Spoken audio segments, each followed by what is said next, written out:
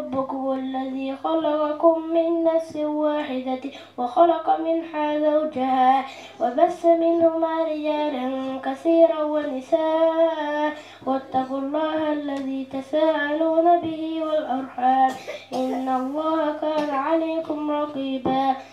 يا أيها الذين آمنوا اتقوا الله حق تقاته ولا تموتن إلا وأنتم مسلمون واعتصموا بحبل الله جميعا ولا تفرقوا واذكروا نعمة الله عليكم إذ كنتم أعداء فألف بين قلوبكم فأصبحتم بنعمة إخوانا وكنتم على شفا حفرة من النار فأنقذكم منها كذلك يبين الله لكم آياته لعلكم تهتدون.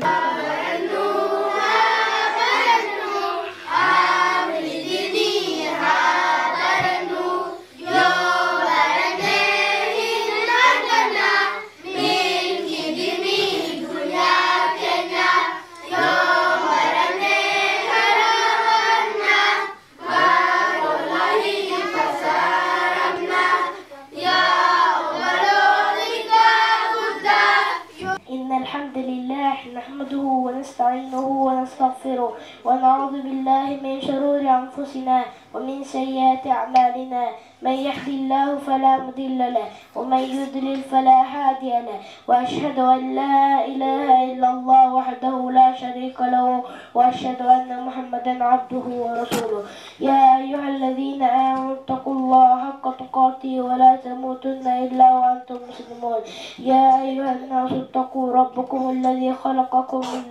خلقكم من نفس واحدة وخلق منها زوجها وبث منهما رجالا كثيرا ونساء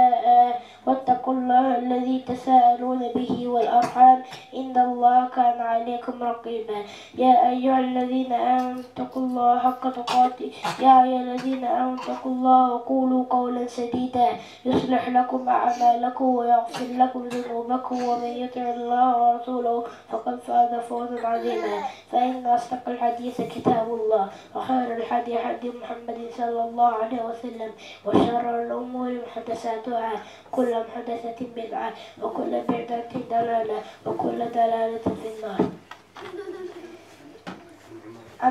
عن عمر المؤمنين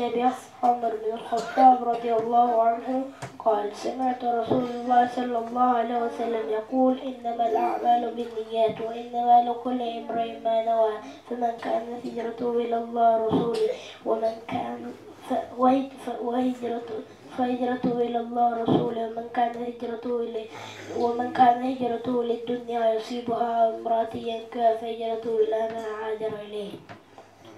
عن أبي هريرة رضي الله عنه أن رسول الله صلى الله عليه وسلم ومن سلك طريقا يلتمس فيه علما سهل الله له طريقا إلى الجنة. رواه